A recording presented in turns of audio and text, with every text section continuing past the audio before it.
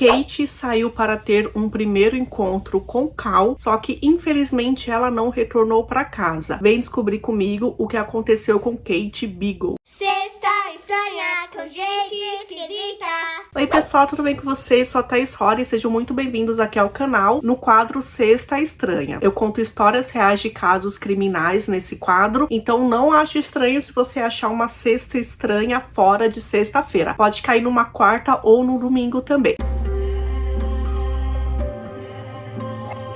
Kate Beagle tinha 32 anos de idade e ela morava sozinha no seu apartamento na Inglaterra. Ela era bem independente. Ela tinha se formado em administração de esportes e ela trabalhava há 10 anos já em uma empresa de energia elétrica. Mesmo ela morando sozinha, ela estava constantemente conversando através de mensagens ou do próprio telefone com a família e com os amigos. Então, quando dia 31 de maio de 2007, ela passou o dia inteiro sem falar com a família, o pai achou estranho e às 8 horas da noite ele foi até a delegacia abrir um boletim de ocorrência do desaparecimento dela, mesmo ainda não tendo passado 24 horas que ele tinha o último contato dela. Os policiais perceberam que ela era uma pessoa que realmente tinha contato com a família, então logo eles foram procurar descobrir o que aconteceu com ela. Eles entraram em contato primeiro com os amigos dela e descobriram que ela tinha um encontro com um homem chamado Carl Taylor, que ela tinha conhecido dia 18 de maio em uma balada. Ela estava com os amigos e esse homem se aproximou dela, ele tinha 27 anos de idade, se aproximou dela, não rolou nada, nem demonstrava que ela tinha algum interesse nele,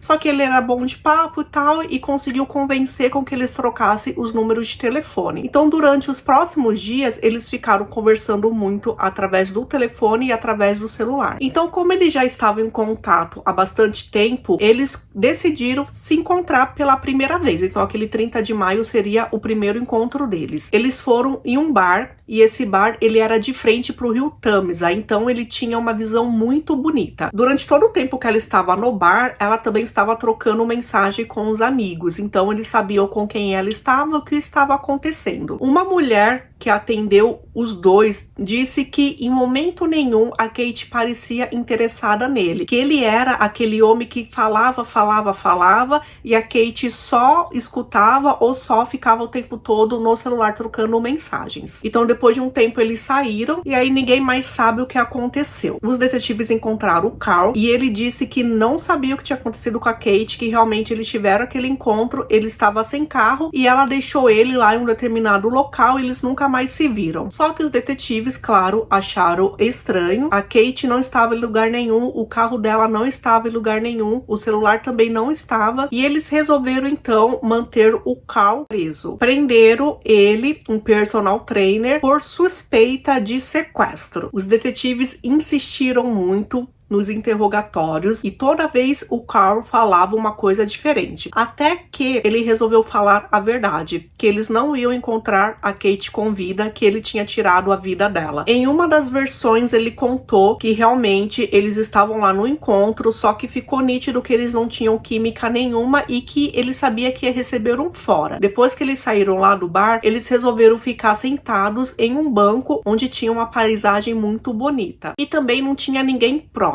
E ele falou que do nada começou a esfaqueá-la. Gente, ele tinha levado uma tesoura e uma faca de 15 centímetros. Ficou com ele o tempo todo dentro da manga dele. Em um outro depoimento, ele disse pra ela que queria o carro dela e aí ela começou a ficar nervosa, começou a bater nele e aí ele perdeu o bom senso e começou a esfaquear.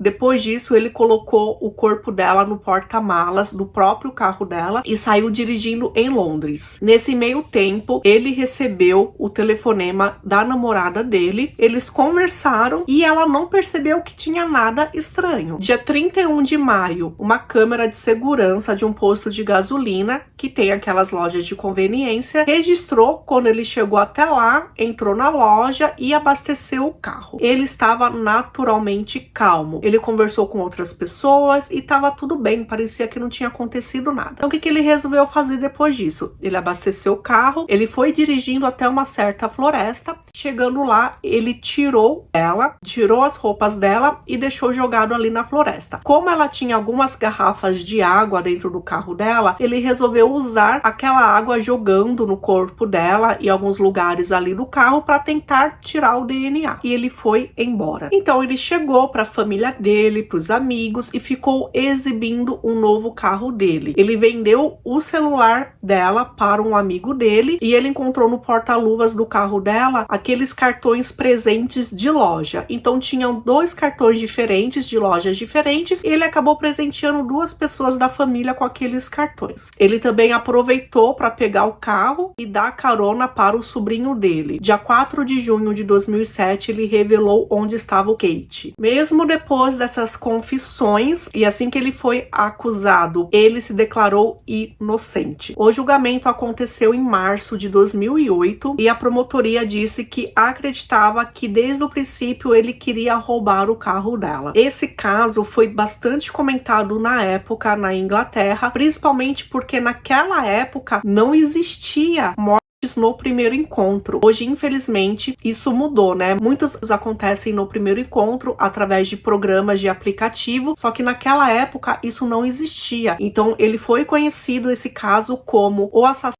do primeiro encontro. Os promotores falaram sobre as conversas que eles tiveram no celular e sobre o primeiro encontro, né, dia 30 de maio. Eles acreditam que foi sim algo premeditado porque ele tinha roubado da casa de um amigo a tesoura e a faca.